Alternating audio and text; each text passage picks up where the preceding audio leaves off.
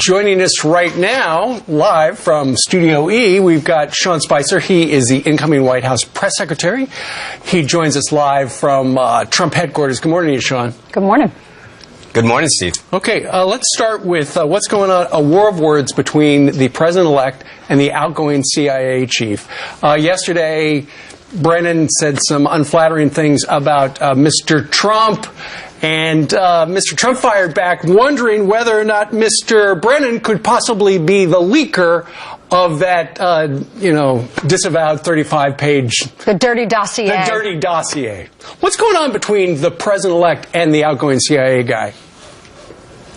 Look, this is an individual in Brennan that's supposed to be someone that the president and the president-elect should be able to trust. And you see him going out there and making pretty outward comments that frankly don't understand the breadth and depth of Donald Trump's understanding of Russia. To make a comment like that is clearly not to understand who he is and the understanding that he has of Russia, or frankly the entire geopolitical landscape. So I think when you see someone that's supposed to be a trusted confidential advisor go out and make silly comments like this, it really makes you question what else that they've said or done, and I think that's where the president-elect's coming from on this. Have you asked CNN where their sources were from? Do you think it's from the intelligence? Because there's only a finite amount of people that knew about this alleged two-page addendum in that Friday report. Well, I did question them that night, and of course they're going to play the game where they don't want to reveal their sources. But as you correctly point out, there are only 4 intelligence members in that room that day.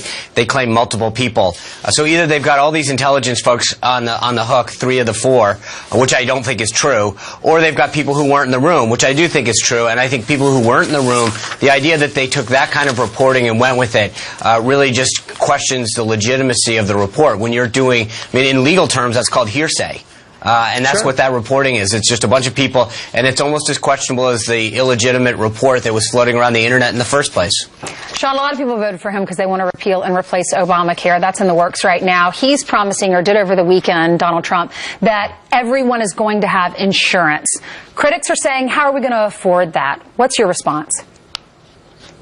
Well, I think that what you've seen from Donald Trump is his using his successful business acumen. He brought down the cost of the F-35. He brought down the cost of the next generation of Air Force One. He knows how to negotiate great deals. He's going to bring people like the pharmaceutical industry to the table and figure out how to instill competition in terms of drug prices, but then also additional competition across state lines where plans have to compete. That in itself will drop down costs significantly.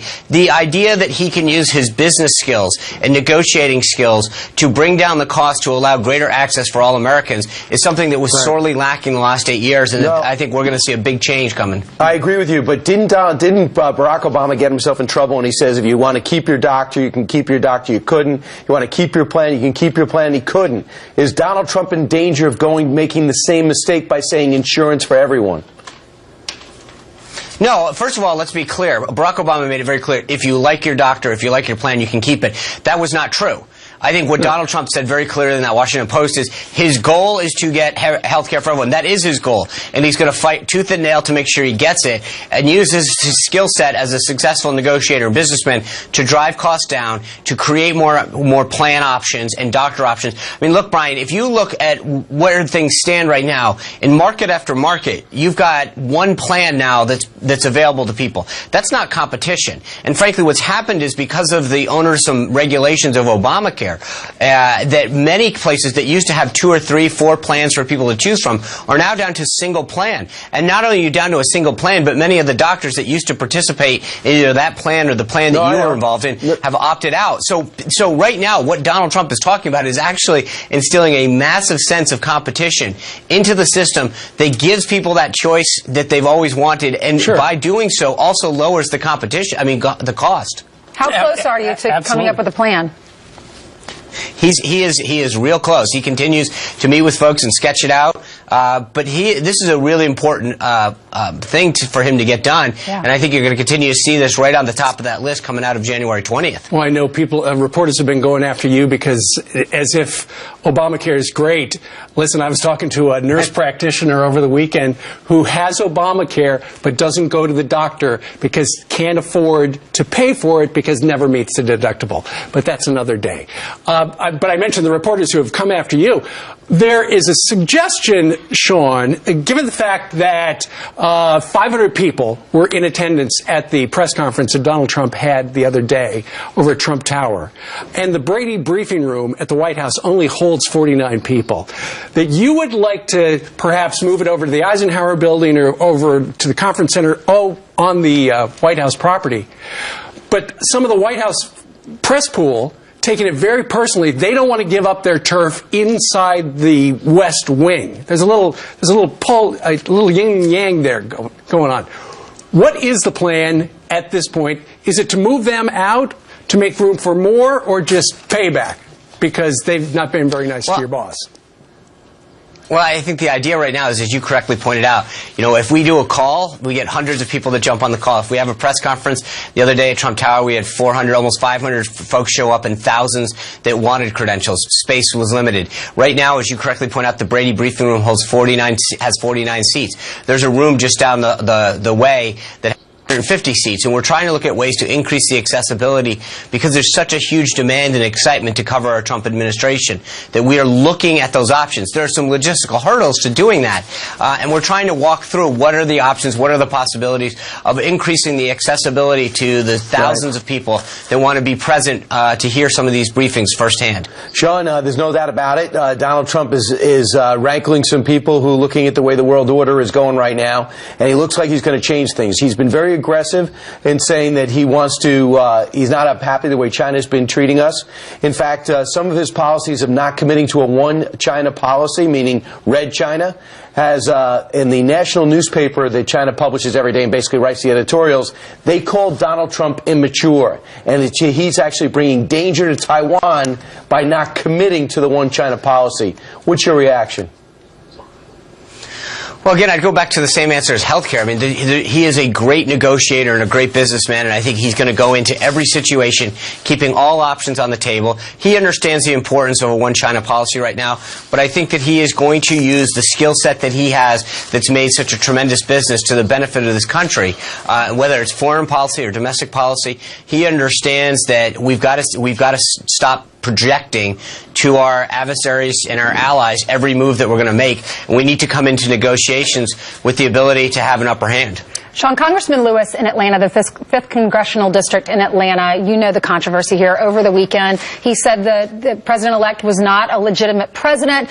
President-elect tweeted back, Donald Trump tweeted back to him, going after him, saying he needs to focus on his own district and the inner cities there because things aren't good in Atlanta.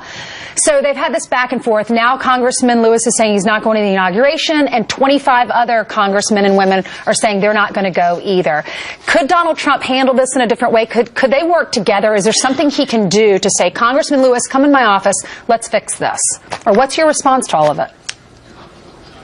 Well, I hope they do, and I know that President-elect Trump's going to meet with Martin Luther King III today in New York to talk about the legacy of Dr. King, ways that we can continue to enfranchise people and advocate for more people to be part of the voting process and further the legacy that Dr. King fought so hard for.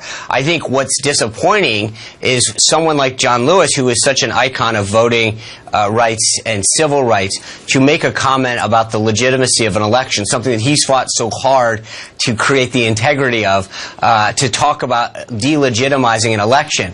So I think that the president-elect would love to talk to him and anybody else that wants to further the goal of uniting this country and moving forward. But make no mistake, if someone's going to attack the president-elect, whether he's going to attack him or this country or American workers, Donald Trump is leaving a successful business to fight for this country, to fight for American workers, and he's not going to sit back and let people take pot shots. But if someone wants to work, anyone in this country wants to work towards a greater goal that unites our country and puts American workers back together and reasserts our place in the globe, he's going to stand with them and make that happen. I think we're all for that. Hey, Sean, real quickly, I know Donald Trump was going to go down to Washington. There's been some schedule changes. Is he still going to Washington today? He was never going to Washington. I think what he was trying to do is find an appropriate way to celebrate and observe Martin Luther King's birthday. He's going to meet with a group of individuals today, including Martin Luther King III, to talk about that legacy and celebrate the birthday of Dr. King. Because there was a report that he was going to the African American Museum. The Smithsonian Museum. Yeah. All right, Sean. I've seen, there's a lot of reports out there. Not all of them are true. Okay. We knew that. All right, Sean Spicer, you got a busy week. Thanks for spending your Monday with us. Thanks, Sean. Thanks, guys. You bet. All right, Heather.